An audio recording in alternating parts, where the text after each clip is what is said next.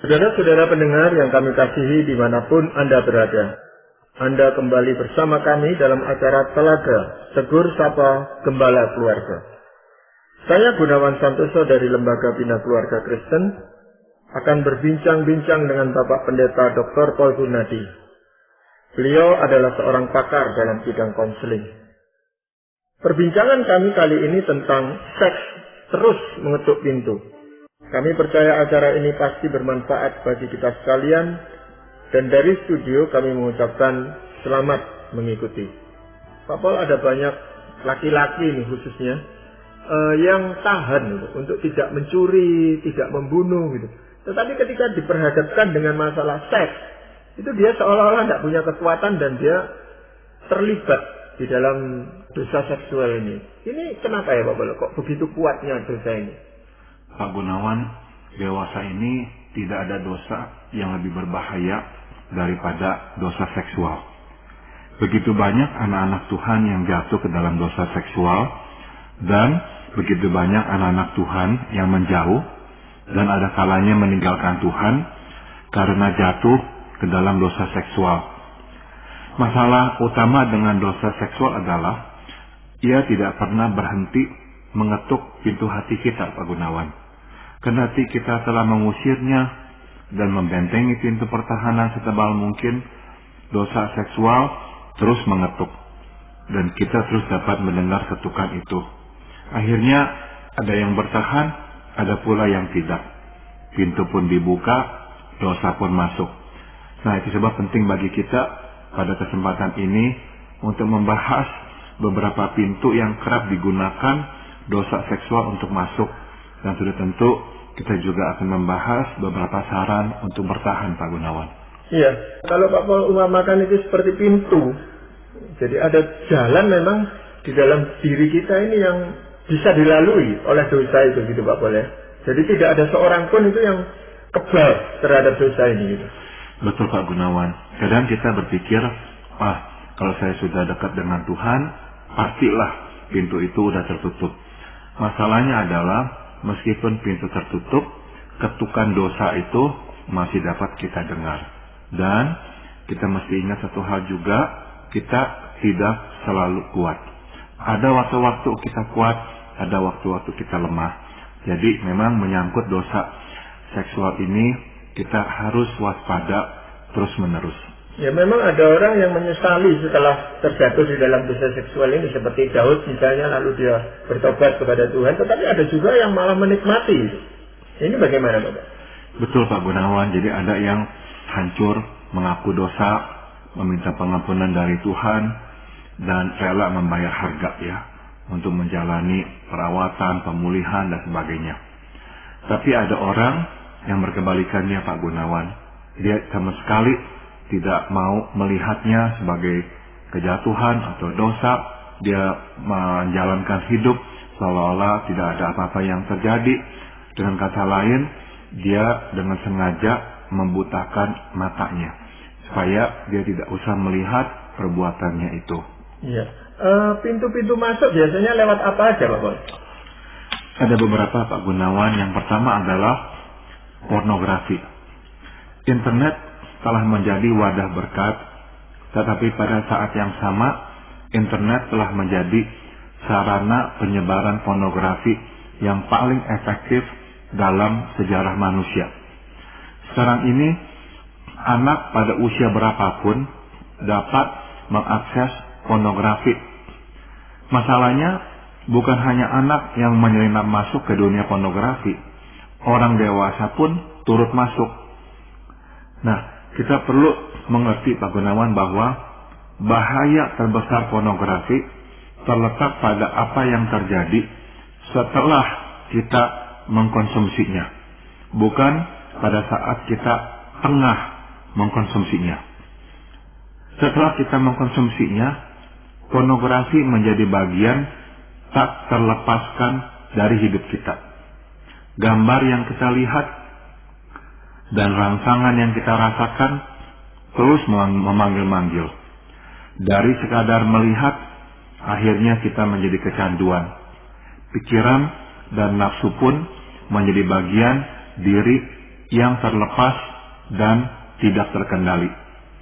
Seks berkembang dari sekadar bagian kehidupan menjadi pusat kehidupan. Begitu kuatnya pengaruh pornografi di dalam kehidupan kita, Pak Gunawan. Ya, itu berarti sekali kita membukakan pintu untuk dosa seksual ini, begitu kita langsung diikat atau dikuasai oleh pengaruhnya gitu, Pak Boleh. Betul, Pak Gunawan. Jadi seperti orang memang yang pernah menjadi pencandu, misalnya narkoba atau minuman keras, mereka misalnya berhenti memakai narkoba atau meminum minuman keras, misalkan selama bertahun-tahun. Sekali saja mereka jatuh kembali, roda itu kembali mutar, Pak Gunawan. Nggak bisa lagi lepas, kecanduan itu tuh langsung balik. Nah, kita mungkin bingung, kan sudah nggak memakai selama 10 tahun misalnya, kan seharusnya jauh lebih kuat. Enggak, lupa Gunawan. Yang namanya kecanduan, begitu terulang, akan kembali seperti semula. Nggak ada bedanya seperti dulu. Ya, tapi kalau narkoba itu kadang-kadang untuk pertama kali orang merasa tidak suka karena pengaruhnya gitu. Tapi kalau dosa seksual ini sekali dicoba, dia akan terus makin melakukan hal yang sama gitu, Pak Boleh. Betul, Pak Gunawan. Karena memang seks adalah bagian dari hidup kita. Dalam rencana Tuhan, Tuhan menghendaki seks menjadi bagian hidup kita dan dalam bagian hidup pernikahan kita. Namun pornografi mengubah seks, bukan sekadar bagian dari hidup kita, malah menjadi pusat hidup kita. Orang yang kecanduan pornografi nggak bisa mikir yang lain-lain, selalu mikirnya adalah kapan bisa mengkonsumsinya lagi. Malam nggak bisa, pagi mesti bisa lihat. Terus akan diikat seperti itu, sehingga benar-benar pornografi seolah-olah menjadi poros kehidupannya. Iya, kalau tadi Pak Paul katakan sekarang zamannya internet sehingga bisa mudah mengakses gitu. Tapi zaman dulu pun ketika internet itu belum ada, orang juga cenderung melihat gambar-gambar yang tidak senonoh ini gitu, Pak Paul. Nah, bedanya adalah di masa lampau orang harus mengusahakan untuk mendapatkannya dan tidak terlalu mudah untuk mendapatkannya. Sekarang orang tidak usah beranjak dari tempat duduknya, di dalam kamar pun dia bisa mengkonsumsi pornografi karena memang dapat diakses dengan begitu mudahnya. Iya, dengan kemajuan komunikasi jarak jauh ini sekarang bukan hanya lagi lewat gambar-gambar, Pak, lewat suara pun orang bisa terangsang gitu loh. Betul, sekarang ini kita tahu ada yang memang menawarkan jasa-jasa seperti itu, melayani nafsu seks dari orang lewat telepon, lewat suara-suara. Belum lagi kita juga tahu di kalangan anak-anak muda yang dengan sukarela menawarkan tubuhnya untuk difoto, untuk diabadikan dan disebarkan, dan mereka nggak merasa malu. Mereka merasa ini tubuh mereka, ya silakan orang mau mengkonsumsinya. Jadi benar-benar kita memang sekarang menyaksikan sesuatu yang belum pernah kita saksikan sebelumnya. Iya. Pintu yang lain apa, Pak Paul? Pintu masuk kedua adalah pelacuran. Jarak antara pornografi dan pelacuran sangatlah dekat.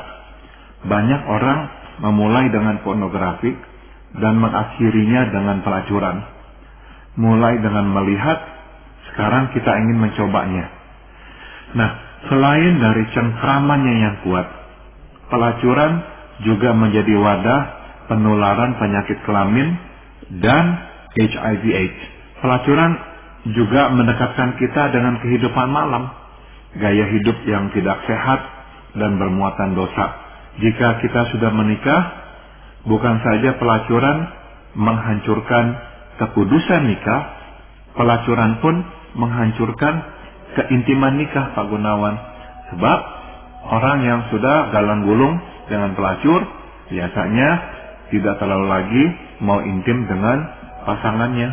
Nah, jadi bukan saja pelacuran itu menghancurkan kekudusan seseorang di mata Tuhan dan pasangannya, tapi juga menghancurkan keintiman. Singkat kata, menghancurkan pernikahan itu sendiri. Iya, Pak Paul, walaupun tempat-tempat prostitusi itu banyak yang ditutup, tetapi sekarang ini pelacur itu lalu berkembang kemana-mana gitu. Bisa di mall, bisa di depan sekolah dan sebagainya, Pak Paul. Betul. Jadi sekarang karena memang dimudahkan oleh teknologi, hampir dapat dipastikan tempat-tempat itu tidak terlalu dibutuhkan lagi.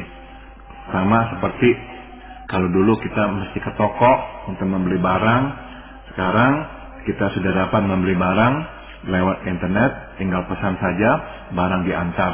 Nah, pelacuran juga sama, Pak Gunawan. Sekarang bisa diatur semua lewat internet sehingga tidak usah datang ke suatu tempat. Iya, dan walaupun orang mengerti sebenarnya bahwa itu mengandung risiko, seperti tadi Pak Paul katakan ada risiko penyakit dan sebagainya, tapi kenapa orang tetap mau melakukan itu gitu Pak Paul? Pada mulanya memang biasanya ya pengaruh teman Pak Gunawan, diajak-ajak akhirnya melakukan. Dan tadi saya sudah singgung juga jarak antara pornografi dan pelacuran sangat dekat. Kalau kita udah nggak bisa lagi terkendali ya dalam mengkonsumsi pornografi, tinggal tunggu waktu. Kita akan memang menggunakan jasa pelacur. Nah, selain dari itu Pak Gunawan, memang ada juga orang-orang yang mempunyai kehidupan yang buruk. Misalnya, dari kecil dia sudah melihat misalnya pamannya atau bahkan kadang-kadang ayahnya pergi ke tempat-tempat mesum, kadang-kadang dia juga diajak. Nah, ada anak-anak yang sejak dini udah terekspos dengan kehidupan yang tidak sehat ini. Nah, akhirnya waktu dia remaja, ya langsung dia juga mengikuti jejak orang tuanya atau pamannya itu. Iya, ada orang yang mengatakan bahwa pelacuran ini adalah tempat pelarian bagi dia gitu. Itu bagaimana Pak Paul? Karena dia merasa tidak nyaman di rumah atau istrinya bagaimana lalu dia pergi ke tempat pelacuran. Betul. Jadi ini adalah salah satu juga alasan mengapa orang juga menggunakan jasa pelacuran, sebab ada yang mempunyai kehidupan dengan tingkat stres yang begitu tinggi, dia ingin bisa dipuaskan dan mungkin dia berpikir dia tidak akan mendapatkan kepuasan seperti itu dari pasangannya, jadi pergilah dia ke tempat pelacuran. Jadi dalam konteks itu betul pelacuran menjadi tempat pelarian. Iya. Dan transportasi atau mobilitas manusia yang begitu tinggi Pak Paul ya, sehingga seringkali seseorang itu berpisah dengan pasangannya. Ya. Dan ini memungkinkan orang itu untuk jatuh di dalam pelacuran ini. Betul, dan kita juga nggak mau menutup mata mengakui kenyataan di lapangan, yaitu budaya kehidupan malam, budaya menggunakan jasa pelacur itu adalah bagian dari sebagian budaya orang-orang di dunia ini Pak Gunawan. Misalnya sekelompok orang pergi, nah ini sekarang memang bukan hanya pria, wanita juga bisa ya merayakan ulang tahun siapa, kemudian dalam acara itu dipanggillah misalkan seorang pelacur, atau pergilah mereka ke tempat pelacuran untuk merayakan sesuatu. Jadi memang dalam kelompok masyarakat tertentu hal-hal seperti ini menjadi budaya mereka. Jadi akhirnya orang-orang yang tadinya enggak melakukannya karena masuk ke dalam budaya tersebut dibawa-bawa oleh teman-teman mereka. Iya, pintu yang lain apa Pak Paul? Pintu masuk ketiga adalah relasi romantis. Begitu kita menjalin relasi romantis, kita pun mulai bergerak menuju keintiman. Seyogianya kita berjalan perlahan sehingga dapat mempertahankan jarak. Namun tidak selalu kita berhasil. Ada kalanya kita bergerak terlalu cepat sehingga gagal menjaga jarak. Hubungan seksual pun terjadi. Masalahnya adalah sekali terjadi, kesanggupan kita untuk mencegah hubungan justru melemah. Akhirnya kita terus tersandung dan tidak kuasa membendung nafsu. Relasi berpacaran yang seharusnya dibangun di atas fondasi pengenalan dan penerimaan menyeluruh, akhirnya dibangun di atas ketertarikan, dan kepuasan melulu. Iya. Pak Paul, yang Pak Paul maksudkan dengan relasi romantis itu misalnya seperti apa, Pak Paul? Yang saya maksud adalah relasi berpacaran sebelum menikah, Pak Gunawan. Ini saya tahu menjadi masalah yang besar sekarang ini di kalangan pemuda-pemudi.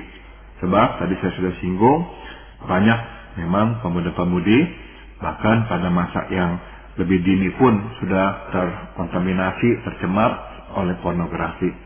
Jadi waktu mereka berpacaran, menjaga jarak menjadi sebuah tantangan yang sangat besar. Sehingga akhirnya mudah sekali mereka jatuh ke dalam dosa seksual.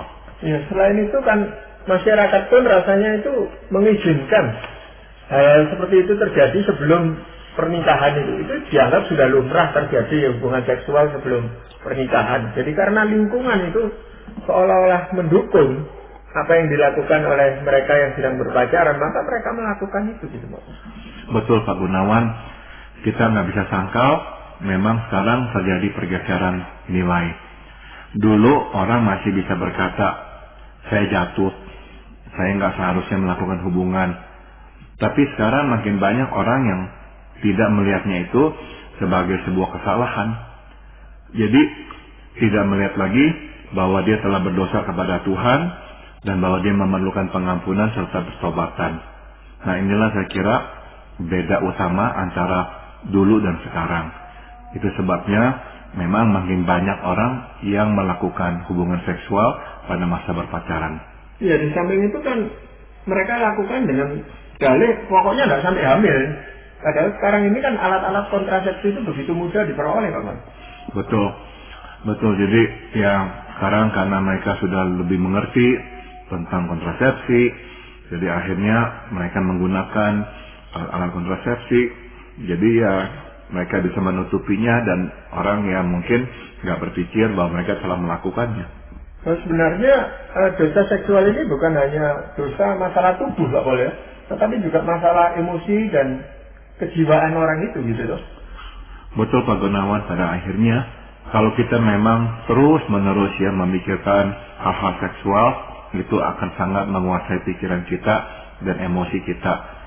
Nah, yang bahaya adalah kalau dosa seksual telah begitu mencengkram relasi kita dengan pacar kita sebetulnya tengah merugikan diri sendiri. Kenapa? Sebab nanti setelah kita menikah, kita tiba-tiba sadar, kok saya begitu berbeda sama dia? Kok dia kok begini? Nah, kenapa kok nggak kenal? Kenapa kok nggak tahu? Karena pada masa berpacaran, kita akhirnya tidak bisa melihat semua perbedaan itu, sebab mata kita tertutup oleh kepuasan seksual. Iya, tapi relasi romantis ini kan bukan hanya masalah muda-mudi yang belum menikah, Pak Paul, ya. Bagi orang yang sudah menikah pun sering terjebak pada relasi yang romantis ini, Pak Paul. Betul, dan ini adalah pintu masuk yang keempat, yaitu perselingkuhan, Pak Gunawan. Pada umumnya, perselingkuhan dimulai dengan persahabatan. Yang membedakan persahabatan ini dari persahabatan lainnya adalah persahabatan yang berakhir dengan perselingkuhan biasanya mempunyai muatan ketertarikan dan ketergantungan. Dua unsur ini menyedot kita kepada satu sama lain, dan dalam waktu singkat kita pun jatuh ke dalam dosa seksual. Nah, di bawah bayang-bayang rasa takut dan rasa bersalah, hubungan seksual dalam selingkuh bahkan menjadi begitu berdaya, membuat kita makin tak terpisahkan, Pak Gunawan.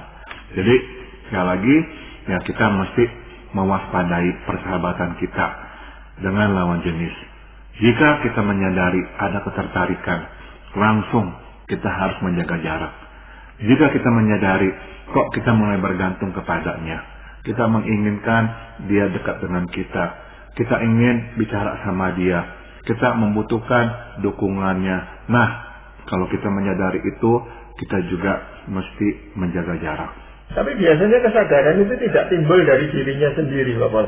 Nunggu kalau ada orang lain yang memberitahukan atau mencelikkan mata dia, nah baru dia tersadar. Kalau diri sendiri rasanya, oh dia menikmati loh. Betul. Relasi itu. Betul sekali. Jadi nggak mudah untuk menyangkal diri, Pak Gunawan. Dan biasanya yang terjadi adalah kebalikannya. Kita terus merasionalisasi, enggak, saya hanya temen kok, dia sahabat saya kok, saya hanya bagi-bagi, sharing-sharing, nggak ada itu yang namanya ikatan romantis dan sebagainya. Nah, jadi memang diperlukan kejujuran dan kekuatan untuk melihat realitas. Ya, jadi memang begitu banyak pintu sebenarnya di mana dosa seksual ini bisa menguasai seseorang. Nah, bagaimana kita bisa menangkal atau menepis supaya ketukan itu tidak lagi terdengar gitu, Pak Bang? Pertama, kita harus berjalan dengan Tuhan. Firman Tuhan di Mazmur 119 ayat 9 mengingatkan, dengan apakah seorang muda mempertahankan kelakuannya bersih dengan menjaganya sesuai firman-Mu.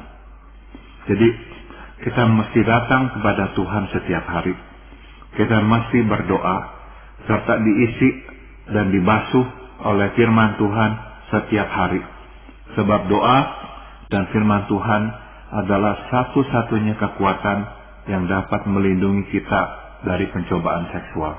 Ya, berarti dengan kita mendekatkan diri kepada Tuhan, itu kita menjauhkan diri kita dari godaan dosa seksual ini, gitu Pak Paul ya? Betul, sebab waktu kita membaca firman Tuhan, waktu kita berdoa, nggak bisa enggak.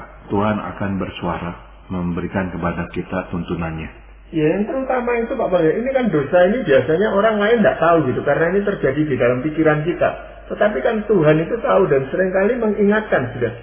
Hanya masalahnya itu seringkali orang mengeraskan hatinya kepada firman Tuhan ini. Betul. Karena ya tadi kita udah singgung, buat dia ini sesuatu yang begitu menghibur, sesuatu yang begitu nikmat, sesuatu yang memberikan kepuasan, sesuatu yang mengisi kehidupannya dan sebagainya. Jadi nggak mudah buat dia untuk menyangkal diri dan berkata, enggak, saya nggak boleh melakukannya. Tetapi memang orang yang tidak terbiasa untuk membaca firman Tuhan secara teratur setiap hari atau berdoa setiap hari, itu memang agak sulit Pak Paul melakukan hal ini. Betul Pak Gunawan. Jadi saya akan sarankan nasihat yang kedua, yaitu kita harus berjalan dengan anak-anak Tuhan. Firman Tuhan di Mazmur 119 ayat 63 berkata, Aku bersekutu dengan semua orang yang takut kepadamu, dan dengan orang-orang yang berpegang pada titah-titahmu. Pergaulan berpotensi besar membawa kita dekat dengan atau jauh dari Tuhan. Itu sebab kita harus memilih teman yang dapat membawa kita dekat dengan Tuhan. Hindarilah teman yang dapat menjerumuskan kita ke perangkap dosa, termasuk dosa seksual. Dan kalau kita dekat dengan teman yang takut akan Tuhan, dia akan juga dapat mengingatkan kita akan kehendak Tuhan dan juga firman Tuhan. Ya, dengan dia bergabung di dalam sebuah persekutuan yang orang-orang yang takut akan Tuhan, itu berarti dia menghindarkan dirinya dari pergaulan yang tidak sehat, gitu Pak Paul ya? Betul. Betul, jadi ya kalau kita memang kebetulan sedang jauh dari keluarga, jauh dari orang-orang yang mengenal kita, nah godaan ini akan membesar Pak Gunawan. Nah justru dalam kondisi seperti itulah terlebih penting bagi kita untuk mencari teman-teman seiman, bersekutu dengan mereka dan nggak meninggalkan ya ibadah kita dan persekutuan kita dengan Tuhan. Jadi memang sebenarnya Tuhan itu menempatkan kita di tengah-tengah dunia ini di antara orang-orang yang seiman dengan kita, yang dimana kita bisa bersekutu dengan orang itu. Kita tidak perlu berjuang ini sendirian. Betul. Karena mungkin lewat persekutuan itu kita tahu bahwa masalah ini bukan masalahnya dia pribadi. Betul. Orang lain pun punya masalah yang sama gitu Pak Boy. Betul. Jadi dalam persekutuan kita akan mendapatkan kekuatan. Ada yang mungkin mengingatkan kita dari kegagalannya dan dia menceritakan penyesalannya serta konsekuensi dari perbuatannya. Nah itu semua memberikan kepada kita kekuatan tambahan. Hal yang ketiga yang perlu kita perhatikan dan lakukan apa Pak? Kita harus bersikap dan berperilaku sebagai anak-anak Tuhan. Pada masa berpacaran, datanglah kepada hamba Tuhan. Mintalah kesediaannya untuk mendengar pertanggungjawaban kita dalam berelasi. Jangan mengaburkan batas, sebaliknya pertegas batas. Dan jangan merayu-rayu orang, sebaliknya hormati orang. Dan ingatlah akan suami, istri, atau keluarganya. Inilah sikap dan perilaku kita sebagai anak-anak Tuhan. Untuk menutup, saya akan mengutip cerita Yusuf. Kita tahu sewaktu dia digoda oleh istri Potifar, majikannya, Yusuf memberi jawaban, dengan bantuanku, tuanku itu tidak lagi mengatur apa yang ada di rumah ini, dan ia telah menyerahkan segala miliknya pada kekuasaanku. Bahkan di rumah ini ia tidak lebih besar kuasanya daripadaku, dan tiada yang tidak diserahkannya kepadaku selain daripada engkau, sebab engkau istrinya. Bagaimanakah mungkin aku melakukan kejahatan yang besar ini dan berbuat dosa terhadap Allah? Kejadian pasal 39 ayat 8 dan 9. Di sini kita melihat Pak Gunawan, Yusuf menghormati kepercayaan yang diterimanya, dan ia tidak mau menyalahgunakan tanggung jawab yang diberikan kepadanya. Yusuf pun takut berdosa kepada Tuhan. Semua ini memegangnya dengan erat sehingga ia tidak jatuh ke dalam dosa seksual. Jadi ingatlah, bukan saja dosa seksual merugikan orang, dosa ini pun menghancurkan orang. Iya, sikap tegas atau sikap berdisiplin terhadap diri sendiri ini sangat dibutuhkan ini Pak Pol ya. Baik terhadap Tuhan dan terutama kepada dirinya sendiri. Dia bersikap tegas seperti Yusuf ini, dia bisa terhindar walaupun dosa itu terus mengetuk di depan pintu, tetapi dia bisa tidak perlu dan tidak harus membukakan dosa itu untuk masuk. Betul Pak Gunawan. Dan kekuatan itu hanya datang dari Tuhan sendiri. Amin. Ya, terima kasih banyak Pak Pol untuk perbincangan ini. Dan para pendengar sekalian, terima kasih Anda telah mengikuti perbincangan kami dengan Bapak Pendeta Dr. Paul Gunadi dalam acara Telaga Tegur Sapa Gembala Keluarga.